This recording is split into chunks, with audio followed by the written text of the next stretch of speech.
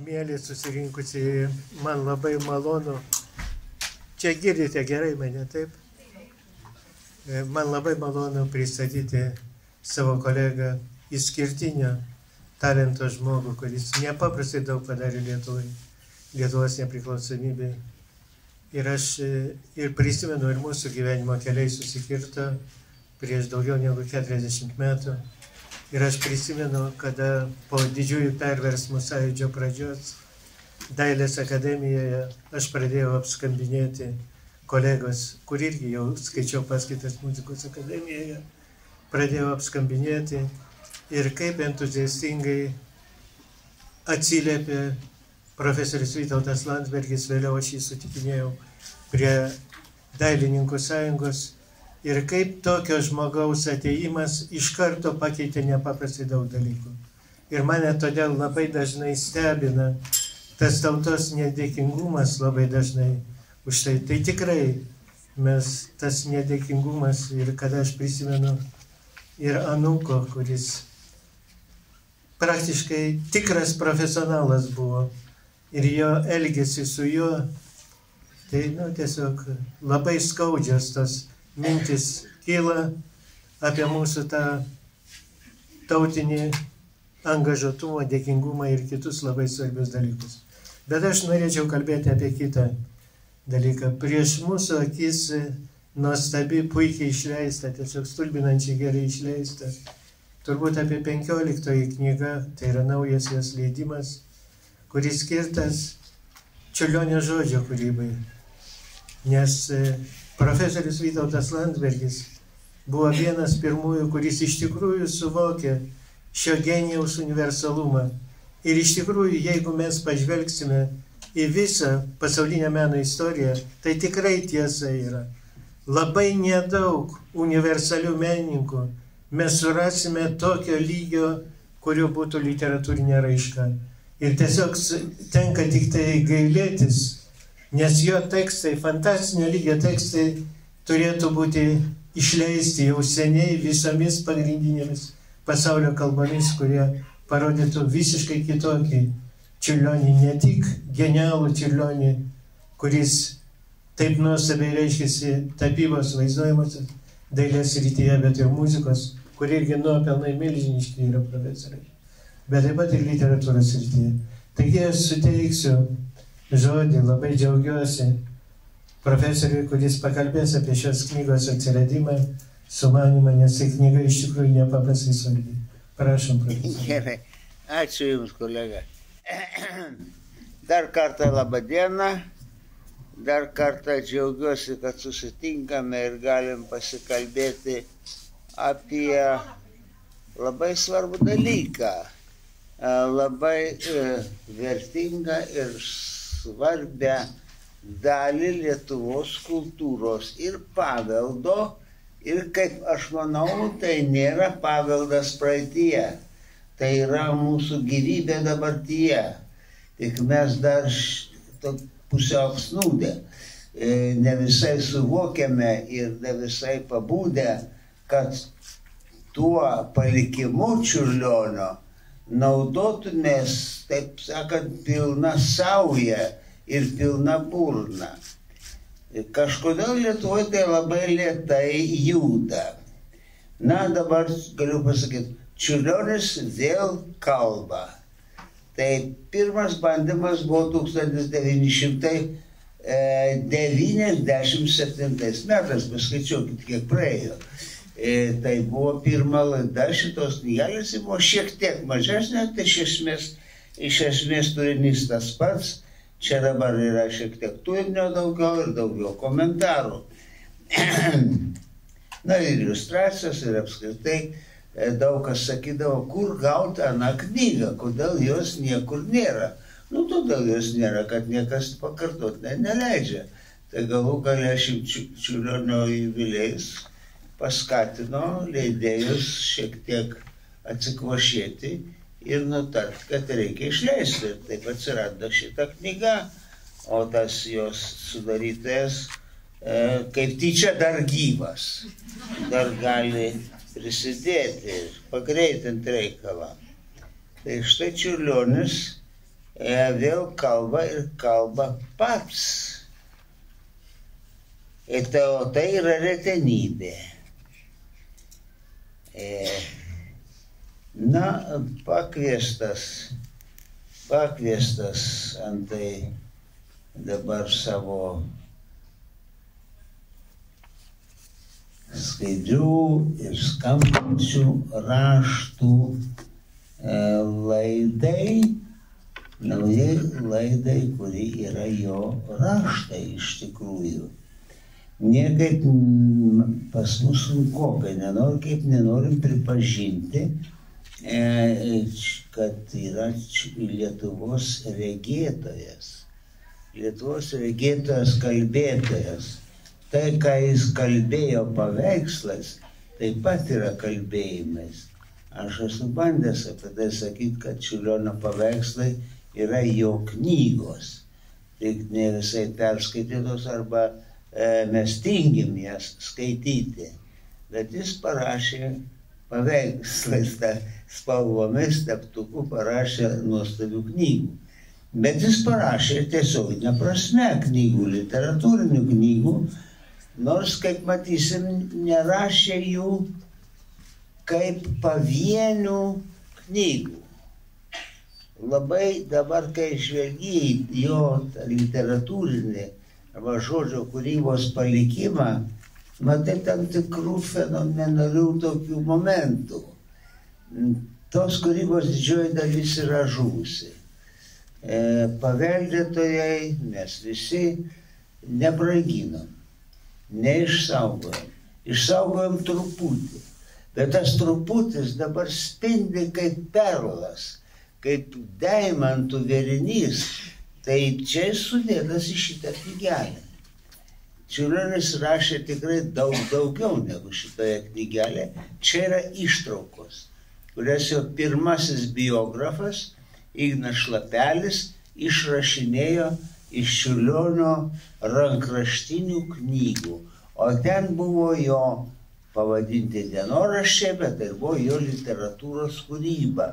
Ir jo filosofija, jo mąstymai, turbūt apie gyvenimą, apie Dievą, apie žmogaus likimą pasaulyje. Tas yra žuvę. Mūsų pirmtakai ir mes patys to pakankamai nebranginom, bet kai kas išliko. Perrašyta, paskelbta pavieniais kūrinėliais ir dabar tai yra sudėta į šitą knygą. Ir kai tai matai, kad čia yra visuma. Galbūt galėtų būti 4 ar 10 kartų daugiau.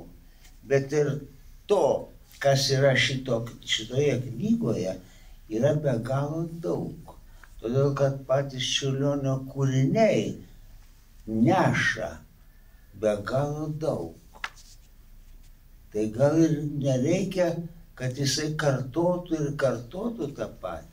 Jis kiekvienam kūriniui šitoje knygoje, jeigu jūs ją perskaitysite ir pagalvosite, jūs pamatysit, kad kiekvienas Čiurlionio literatūros kūrinys yra kitoks. Ir savo turiniu, ir savo žanru. Ir savo stilium, tai jo tas pats yra turbūt stilius. Bet žanro klausimas, kiekvienas kūrinys gali būti priskirtas. Tai čia daina, tai čia pasaka, tai čia fantazija, tai čia vizija, čia malda, čia psalmė, čia dar kas nors. Ir kiekvienas iš tikrųjų yra kitokios krypties ir kitokio pobūdžio. Aš dabar važiuodamas, kaip tik tai galvojau, ką tuo klausimu galima pasakyti. Mažai apie tai būdavo kalbama. Bet pasakyti galima, kodėl Čiurlionis taip. Turbūt neatsitiko taip, kad Čiurlionis parašė tokią knygą pasakų ir Šlapelis išrinko vieną ir paskelbė apie miestą išdegintą saulės ir kaitros, po kurių slankioja tokie priblokšti žmonės beveik be sąmonės, išvarvėjusiamis akimis ir nesuprantantis, kur jie gyvena. O kažkas nori atrasti gyvybę. eina per tą išdegintą miestą ir klausinėja, kur atrasti nors vieną žalią, tikrą, žalią tai reiškia tikrą žolės lapelį. Tai gali būti didžiausia vertybė, jeigu viskas aplink jau mirė, jeigu tu žmogau nieko neberandi. Viskas praradęs, pametęs savo kvailystėse, bet vieną žalią lapelį atrasti gali būti tavo išganimas. Tai, mato, čia yra tik tai pasakos siužetas, užuomazga. Galbūt Čiurlionis tokių pasakų ir panašių parašė, mes turim vieną. Ir to užtenka, jau šitas skyrius atidarytas. Tai čia, jeigu bus laiko, šiek tiek aptarsim ir kitus dalykus. Čiurlionis paminėdavo laiškuose savo artimiesiems, ypatingai broliams, tai, ką jis vadino savo literatūra. Taip sakant, kūrybos sritis, kurią jis nešiojasi, kultivuoja, rašo, bet neskelbia. Niekam tai yra nežinoma, tik artimiausiams draugams ir šeimos nariams. Tai štai ta Čiurlionio literatūra, jisai ją mini savo laiškuose ir vis žada prie jos ateiti. Dabar aš jau padariau tos muzikos, pritapiau paveikslų, o dabar imsiuos literatūros. Aš irgi turiu ką pasakyti žodžiu, kalba, poezija.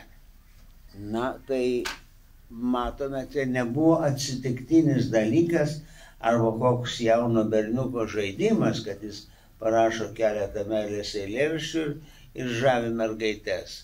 Jam buvo esminis dalykas daryti, kurti ir šitoje srityje. Ir tai iš to labai, kaip sakiau, nedaug liko, bet liko daug. Todėl, kad kiekvienas kūrinys yra kitoks, paliečia labai įvairius dalykus, atskleidžia didelį pasaulį.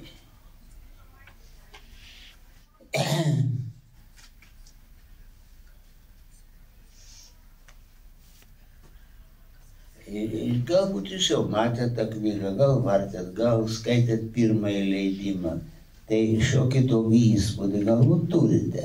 Aš galbūt kai ką pakomentuosiu, aš visada tikiuosi, kad bičiuliai, kurie ateina susitikimą, ateina ne tik tai paploti ir padėkoti, bet jie turi klausimą, jie nori pasikalbėti.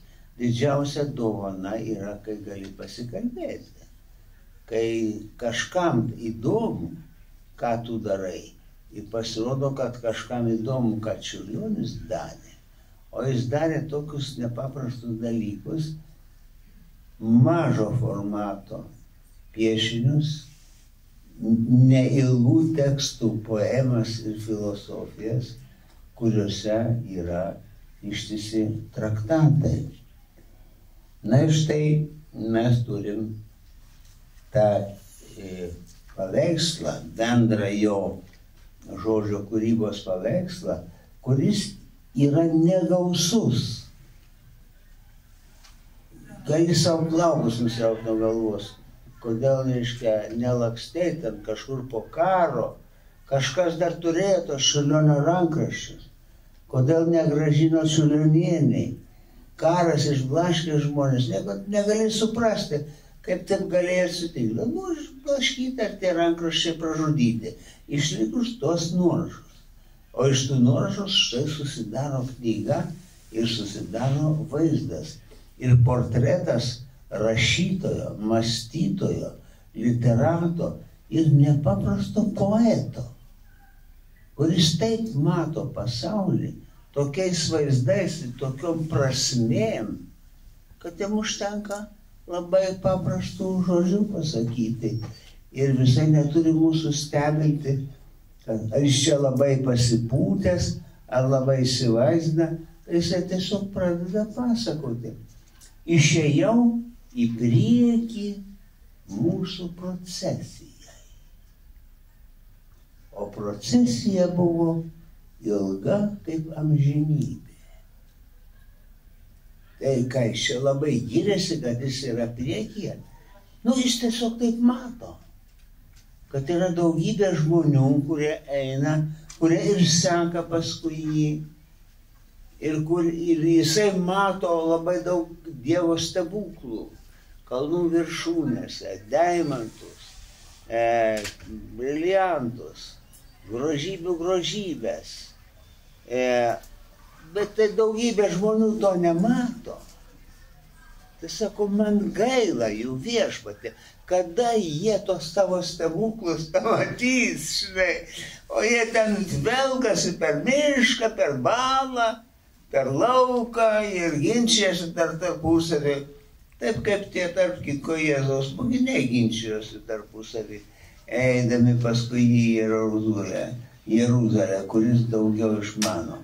Tai tie žmonės pas Čiurlionį taip pat ginčijasi, reiškia, sako, apie kokius kalnus jie kalba, apie kokį mišką. Mes einam per lauką, čia dykuma nieko nėra. O kitas sako, palaukit, koks čia nėra jokio lauko, mes per mišką einam. Yra tik tai miškas aplink, tamsa. Kada mes iš to išeisim, iš to miško. Ir labai paprastai pastato visus mūsų vietą. Tai čia aš tai paėmiau pavyzdėlį. Kaip vienas sakinys arba du sakiniai iš Čiurlionio pasakos, arba čia yra psalmė, arba yra nuolatinė tema, yra kelias, kelionė. Tai visų mūsų kelionė nuo seniausių žmonijos paminklų, nuo seniausių epų ir mitų. Tai yra kažkas kažkur keliauja. Ir ne kažkur, o turi tikslą. Arba nori atrasti. Ir Čiurlionis tą labai paprastai mato, taip, tai mes visi ir einam. Kažkaip atsidūriau priekyje ir matau daugiau už kitus. Ir labai paprastai, čia nėra joks pasikinis, konstatuoja faktą.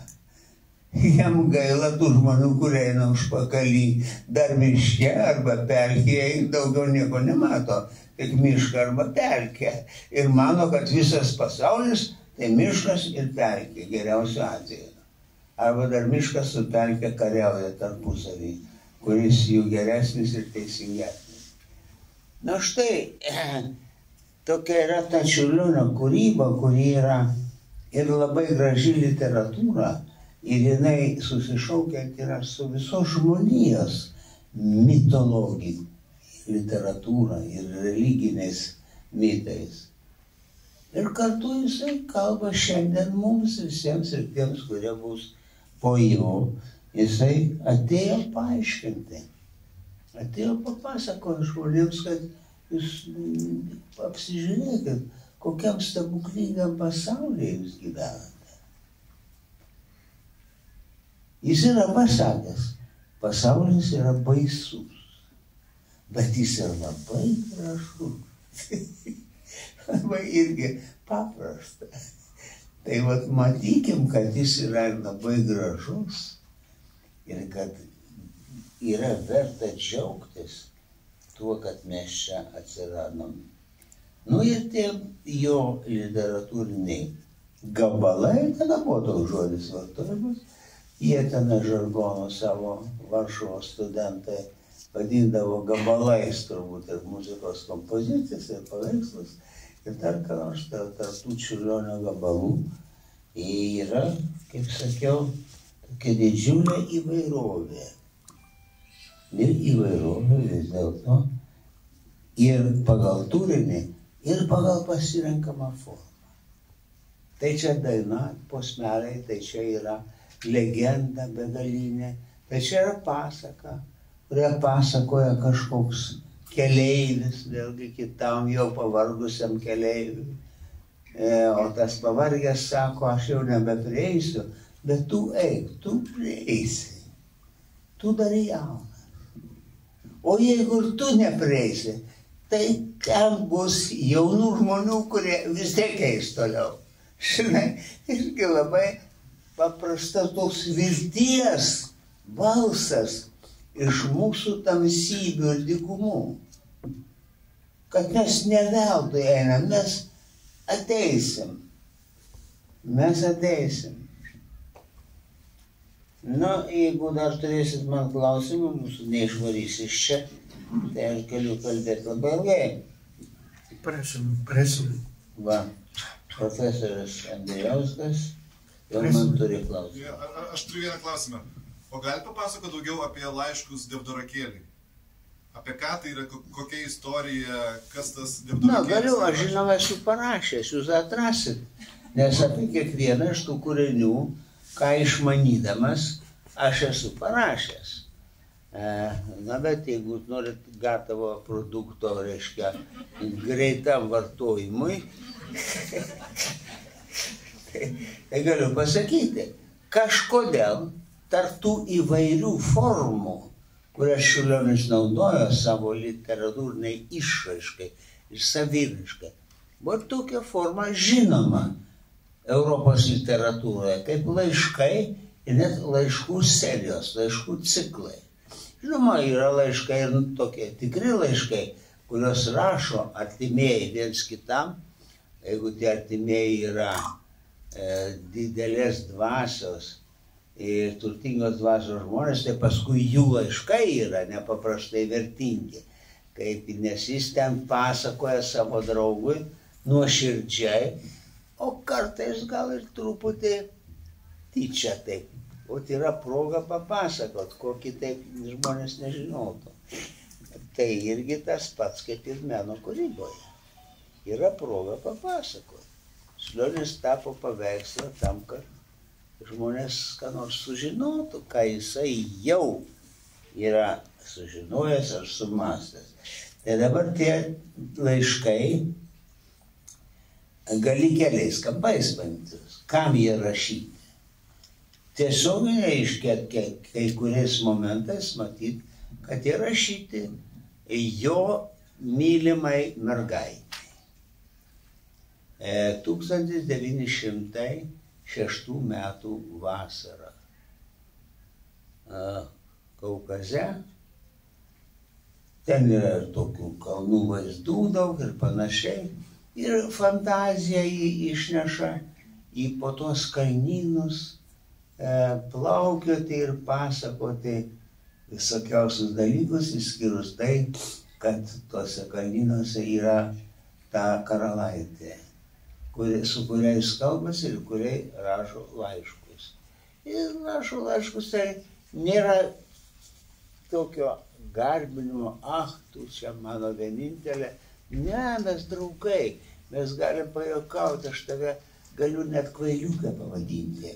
Kvailiukę pavadinti todėl, kad vadinu tave ledynu. Ką reiškia, jisai kabina tą mergaitę tokiu būdu, priekaištauja, kad ji ledynas. Nebuvo visai ledynas, bet o to ledyno vardas buvo Devdorakas. Devdorakas. Jiem kažkodėl jie žaidė su to vardu, jisai ją vadino Devdorakėliu, mažuoju Devdorakėliu. Mažytis ledynėlis kažkur kalnuose.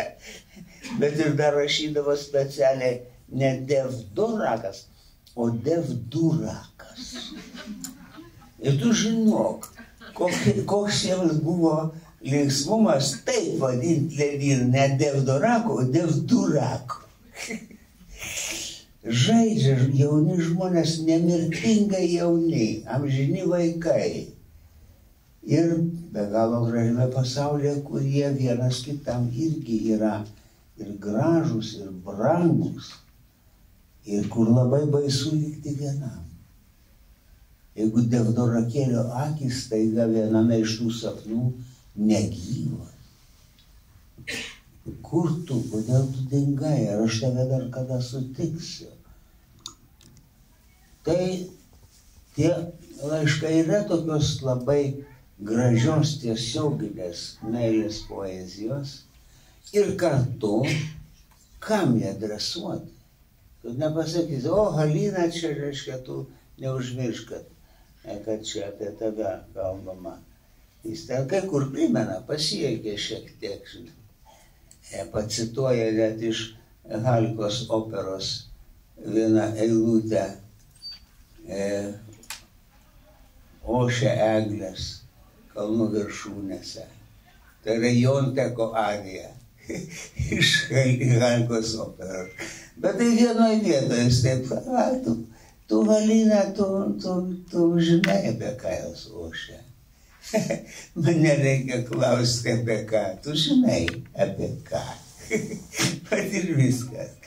O šiaip tai jis kalba apie pasaulį, apie žmonės, apie žmogų ir Dievą ir apie baisius kažkokius pragariškus vaizdus ir nelemtį, nelaimę būti ir viltį. Ir galų gale paskutinis laiškas yra toks tiesiog pritrenkiantis, kaip jis ją vadina tai dievdurakėliu, tai vadina kasbekėliu, tu kasbekėlis, toks mažasis ten kažkur, žinai, ir vadina tokiu vardu Ari. Kažkoks mitologinis vardas Ari. Ir paskutinis laiškas yra iš 2 žodžių. Žinai, Ari. Nu ką aš tau turiu, tokie viską žinai. Tiesiog stebuklingi tokie dalykai, žinai. Tai štai, kas yra tie laiškai, jie tokie į laiškai ir nelaiškai. Laiškai į amžinybę, laiškai į žvaigždes. Ir yra kažkokia mergaitė, apie kurią galvodamas jis tai laimingas, tai jisai sako, kai pagalvodavo apie tave, tai fantazija mane nešia visais sparnais per visą pasaulį, žinai. Štai, tai maždaug toks atsakymas, bet daugiau yra knygoje. Nežinau, kiek jį kainuoja, siūlau išleisti keletą eurų. Ačiū labai. Aš norėjau irgi kelis klausimus, kurie mane labai jaudina daugelį dešimtmečių. Tai pirma, tai ką jūs kalbate.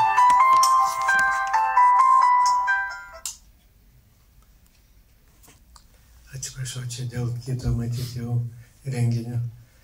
Mane labai jaudina vienas dalykas. Tai yra, vis dėlto aš visą gyvenimą, daugiau kaip 50 metų užsiminėjau Čiurlionio kūrybą ir mane visą laiką jaudino ir jaučiau tą, kad labai daug tos jo kūrybinio palikimo, ypatingai literatūrinio, labai daug trūksta. Ištisi tarpsniai ir daug labai svarbių dalykų ir norėjau jūsų paklausyti. Tai yra pirmas klausimas. Ką jūs manote šituo atžvilgiu, nes jūs užsiminėt pačioj pradžioje. Tai labai svarbus dalykas yra. Dabar antrą, kurį aš norėjau atklausydamas dabar atsakymą apie Halką. Daugelį kitų tekstų ir kontekstų skaitant, manyje giliai subrenda įsitikinimas, kad daugelis tų laiškų yra skirti ne Halkai, o būtent jos motinai. Ir labai sudėtingiems emociniams santykiams, kur 20 amžiaus pradžioje toks kultūringas įsilavinęs ir su griežtais etiniais principais žmogus kaip Čiurlionis privalėjo laikytis. Ką jūs irgi manote? Nes kai kurie nutylėjimai ir, pavyzdžiui, Bronislavos Volman draudimai skelbti, taip jinai rašo intimės vietas iš laiškų, iš karto tarsi užuominas teikia, kad ten galėjo būti. Ir iš tikrųjų, kada matėjai jos tą rūpestį Čiurlionio likimu, visą laiką man išnirdavo tokia mintis. Tai vat aš norėjau tos 2 klausimus išgirsti atsakymus. Nes pirmas dėl jo kūrybinio palikimo, apimties ir iš tikrųjų labai tragiško likimo. Ir antras tai yra, nes man visat, kada susiduri su Čiurlionio kūryba, visada matai potekstės, tekstų potekstės ir 1, 2, 3, 4 lygmenį. Ir todėl tas, labai nepaprasti tie laiškai, labai nepaprasti. O savo formą ir nušlifuotumu, tai mažai ką pasaulinės literatūros istorijoje, nebent Nyčė, kuris frazės taip nušlifuotas pateikdavo kaip Čiurlionis. Ir gaila, kad tas nežinoma visiškai pasaulyje. Tai aš norėčiau jūs, kadangi labai daug padarėte šitoj srity, kaip niekas, at jūsų požiūrį į tos du klausimus. Tai yra ar kildavo jums abejonės dėl to palikimo, dingimo, milžiniško kiekio? Nes šiandien... Gerai, profesoriau. Tai pirmiausia dėl to buvusio, dingusio ir truputėlį dar išlikusio palikimo. Ir ką galima pasakyti apie neišlikusi ir kiek galima apgailestauti, kad turbūt daug stebuklingų dalykų neišliko. Mes turim irgi ne vieną didelį žmogų, kūrybos žmogų, pavyzdžiui, kino ir literatūros kūryboje Joną Meką. Jonas Mekas yra labai paprastai pasakęs, net stebėtina, kad ne viskas pražūsta. Jis mato, kaip aplink viskas naikinama, kaip nebranginama, kaip nereikalinga. Tai turėtų nieko nebūti po mūsų, o kažkas lieka, tai stebuklas. Tai ir su to Čiurlionio palikimu mes galim prieiti iš dviejų pusių. Galim prieiti dejuodami, apgailestaudami, aš irgi truputį nusidėjau tuo, apgailestaudamas ir dejuodamas, kad tiek daug Čiurlionio literatūrinės kūrybos rankraščių yra pražudyti. Ir jų tikrai turbūt niekada neatsiras. Nors ką tu gali žinoti. Bet maždaug buvo išsekama pėdsakas, buvo žinoma, kur pas kažkokį antikvarą seną, jau po karo, lyg tais girdavosi, kad jisai turi Čiurlionio rankraščių, bet jis neatidavinėjo, niekam nerodė, sakė, aš taip paslėpiau, kad niekas nesuras, jeigu mane ir suareštuos ir teis, aš neatiduosiu. Nu ir ką, numirė žmogus ir niekas nežino, kur tai galima patikėti, kad buvo ir jis turėjo, nes yra patikima, kad tie rankraščiai buvo. Ir kad jie buvo atiduoti Ignui Šlapeliui, žadančiam parašyti knygą apie Čiurlionį, tai jisai tik tai paliko tokių ištraukų. O ta jo knyga nieko iš jos neišėjo, jis ne to kalibro buvo žmogus, kad galėtų parašyti knygą, tarp kitko lietuviškoji visuomenė taip pat nebūtų nieko nei supratus, nei norėjusi kažkokios tokios rimtos filosofinės knygos. Buvo intelektualų, kurie vertino Čiurlionį, parašydavo tokių esė apie jį, filosofai, kai kurie poetai, bet kad parašyti taip, kaip žadėjo Šlapelis, nebuvo parako. Tai ir liko ta knyga neparašyta, liko tas galima apgailestauti ir aimanuoti. Bet aš prisimenu Meką, galiu pasakyti, klausykit, bet galėjo viskas žūti, o truputį išliko. Tai stebuklas. Tai dėkokim Dievui, apvaizdai, nežinau kokiam likimui, kad truputį Čiurlionio kūrybos išliko. Ir literatūros kūrybos. Mes ją čia turim. Tai štai, profesoriau, tiek apgailestaujam, bet aš siūlau džiaugtis. Džiaukimės, kad mes turim perlų. Kažkur pabarstytų, pamestų, kartais atsirandančių dar perliukų. Tada jie tuo brangesni, nuostabus, tai Čiurlionio pamesti, kur nors palikti, arba juokais įrašyti perlai, kaip tas tekstelis, kuris parašė savo broliui, sakydamas, štai mano draugas nunešė redaktoriui, reiškia žurnalą. redaktorius skaitė, kreipė galvą, taip ir nesuprato, ar tai kiaulystė, ar genialus dalykas. Taip pat Čiurlionis, jis turėjo didelį humoro jausmą. Turbūt galvoja ir vis dėlto nutarė, kad tai antrasis atvejis, kad genialus dalykas, bet nepaskelbė savo žodžiu. Tai dėja, toks yra gyvenimas to keistuolio, bohemiečio. Nueikite operą Pučinio Bohemą. Apie tokius keistuolius. Paryžiaus kažkokius, vienas filosofas, vienas dailininkas, vienas poetas. Jie visi badaudami gyvena, bet patenkinti tuo, ką turi savo draugystę, savo kūrybos džiaugsmą, o tos, kurie tenai storais pilvais patenkinti gyvena, vadina tiesiog dryskiais. Ir Čiurlionio aplinkoje ta buržuazija, sočia, patenkinta buržuazija, jie, Čiurlionis ir jo draugai, vadino dryskiais. Holota. Tai yra dryskiai. Tai štai dėl to, kad mes nelabai jaudinkimės, nors Čiurlionis labai norėjo, kad tų dryskių būtų mažiau ir kad jo tauta, tokia vargšė, tokia nuskriausta istorijos, nieko neturinti, bet besikelianti, norinti gyventi. Sakau, mes turime jiems ką nors duoti. Savo žmonai rašė. Mes jau suprantam, mes turim jiems ką nors duoti. Kokia tai yra laimė, kad mes galim jiems duoti. Štai kur yra žmogaus laimė. Ne tai, kad jis atrado ten pyragą arba turto gabalą, bet kad jis gali duoti kitam. Nu, tai irgi iš Čiurlionio minčių čia tas yra.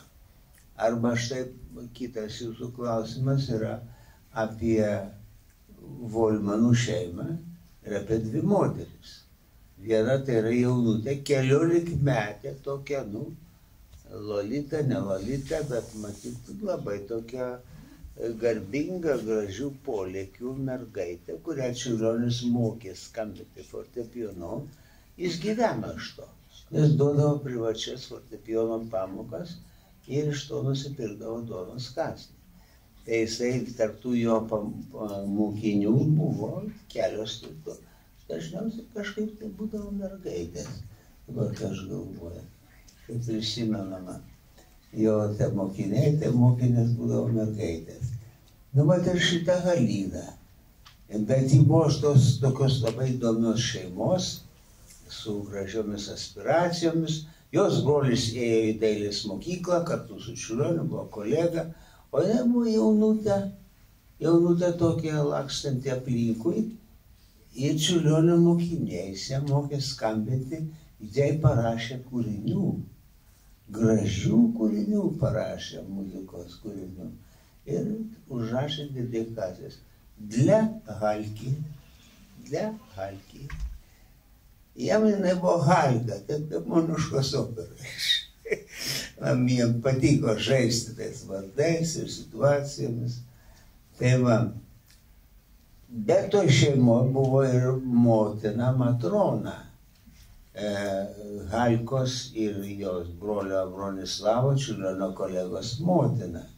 Bronislava Volman, kuri labai vertino Čiurlionį.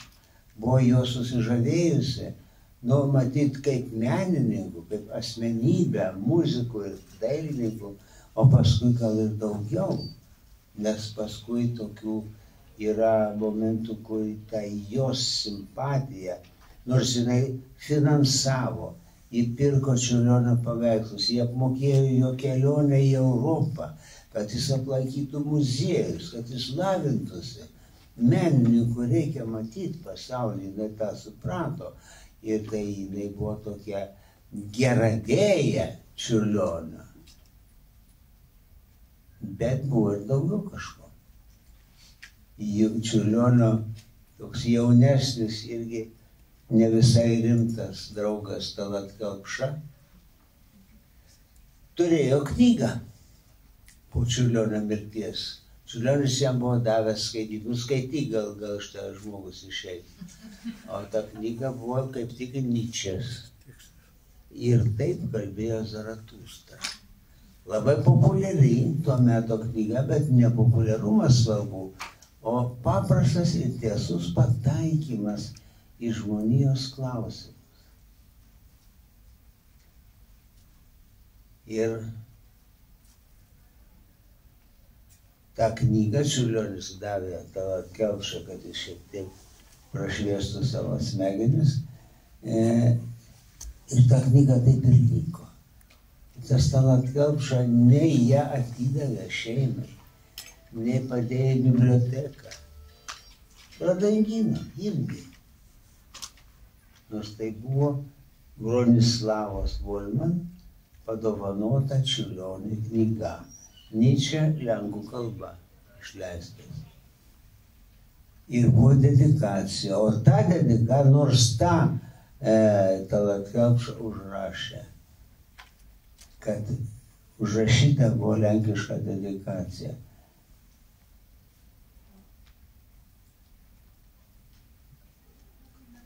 Vieną kartą sutikau ar pažvelgiau į dvi tolygias gelmes. Ir vienai jų dedikuoju kitą. Reiškia, tai gelmė, kurios vardas Čiurlionis, įdedikuoja kitą tolygią gelmę, kurios vardas Friedrichas Nyčė. Štai yra santykis ir supratimas, ir vertinimas. Na, tai tikrai Bronislava Volman buvo labai svarbus asmuo. Ir paveikslų, garsusis paveikslas Bičiulystė. Tai Bronislavai nutapytas. Negali sakyti, kad ar Čiurlionis ten turėjo kokių nors didesnių tokių jausminių aspiracijų. Mes iš tų laiškų matom, kad dukrai Halinai jis turėjo kažkokių, tokių jį užneždavo, galvojant apie Haliną. Bet aš manau, kad Bronislava irgi buvo visai tikrai nepėsčia moteris. Ji buvo našlė, jauna našlė, turėjo du jau paaugusius vaikus ir turėjo tą Konstantiną Čiurlionį, kuris jai buvo irgi tokia puoselėjama brangenybė. Norėjo iš jo padaryti, nepadaryti arba padėti jam tapti dideliu žinomu menininku ir žmogum. Kad jis yra didelis, tai jinai matė. Toks kaip Nyčė jai buvo. Ir tarp kitko Čiurlionio draugai Varšuvoje, menininkai, filosofai, literatai, buvo toks ratelis bohemiškas. Jie labai vertino Čiurlionį kaip mąstytoją. Žmogų, kuris dažnai jų ginčuose, jų debatuose tylėjęs pasako paskutinį žodį. Ir tai yra viskas. Daugiau niekas neturi ką pasakyti. Čiurlionis atėjo ir pasakė. Taip, kad tas visas ratas idėjų daugybė jų nežinau, bet žinoma tą atmosferą psichologinę. Ir kai klausėt apie Volmanaitę ir Volmanienę, tai ten yra tokių, reiškia. Nu, moteris apskritai yra stebuklingi padarai. Žinai, tu nežinai nei kas juose yra ir ką jos reiškia kokiam prietrankai vyrui, žinai. Ir kas iš to pasidaro. Mano mama savo draugėms sakydavo, kai jau draugaujas, matė, kad draugauja su jaunu studentu Vytautu Landsbergiu. Jis sakė, aš iš to Vytuko žmogų padarysiu. Tai turbūt ne viena taip galėjo pagalvoti ir apie ne vieną Vytuką. arba kastuką, kur nors Varšuvoje, nes tai irgi moters yra pašaukimas. Gimdyti žmonės, ne tik tai tuos mažyčius, bet ir tuos suaugusius gimdyti, iš jų daryti žmonės. Taip, aš dar vieną klausimą, galbūt jau laikas mūsų baigėsi. Jau laikas baigėsi. Aš norėjau tik tai labai trumpai. Taip, labai trumpai norėjau, kad atsakytumėt. Mane visas stebino kelių pirmųjų praktiškai rašysiu apie Čiurlionį. Intuicijos lygis, meniškumas ir tiesiog neįtikėtinas jausmas Čiurlionio talento. Kas jums atrodo iš visų, kurie rašė apie Čiurlionį, iš tikrųjų buvo patys taikliausi, jautriausiai prisilietė prie Čiurlionio nervų? Mes jau laikas baigėsi, tai nors man labai svarbu būtų išgirsti jūsų pavardės tų žmonių, kurie... Aš jūs apvilsiu, jūs neišgirsit to vieno, kuris labiausiai pajuto. Ne vieno, o daugiau galbūt. Daugiau. Žiūrėk, yra iš pasakojimo. Tai čia ne biografija, ne šventųjų gyvenimai, bet tam tikri faktai. Tam tikri faktai, kurie prisiminti artimųjų ir vienoje iš lietuvių dailės parodų, turbūt tai buvo antroji paroda, būtent Čiurlionio paveikslai, dažnai būdavo pageidaujama, kad dailininkas ant kur nors vaikščiotų, atsakytų į klausimus, galbūt, nors jis labai nemėgo to, bet ką padarysi, žinai. Jeigu reikia, tai reikia, jeigu yra mecenatai, jeigu yra ponia Vileišienė, kuri yra, jos labai daug priklauso dailininkų ir organizacijos būvis ir jų pačių gerbuvis. Vileišių šeima labai svarbi, Čiurlionis pas juos ir glaudėsi ir labai gerbė tą senuką Petrą Vileišį, pirmo lietuviško laikraščio leidėją.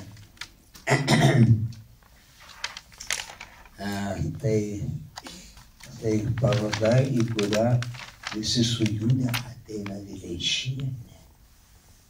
Į lietuvių parodą, ne bet kas, pati Vileišienė. Visi laksto, tuncavoja, kaip tada sakydavo, žinai. Tuncavoja, ponia Vileišienė, eina per parodą, susidomi, vieną kitą paveikslą išskiria, paklausia, kas čia dailininkas yra, dailininkas gali pasakyti, o jam tai galima įsivaizduoti, kad tai per gerklį tie klausinėjimai, kas čia. Ir jau klausia, o koks čia pavadinimas, sako, čia toks paveikslas, kas. Jinai skaito, kas parašyta pavadinimas. Malda. Ačiū labai. Jinai klausia, o kokia malda? Čiurlionis taip šlangą apsimetęs, sveika Marija, sako. Gerai, mūsų jau laikas baigėsi. Aš norėčiau padėkoti profesoriui, kada mes kalbėjome, telefonu skambinot, aš sakiau, mane apstulbino jūsų energingas ir jaunas balsas. Aš niekaip negalėjau padaryti. Aš labai atsiprašau, aš negaliu pakeisti. Taip, bet norisi, kad ir toliau jūs išsaugotumėt tą energiją ir kad toliau mes matytumėm tos darbus.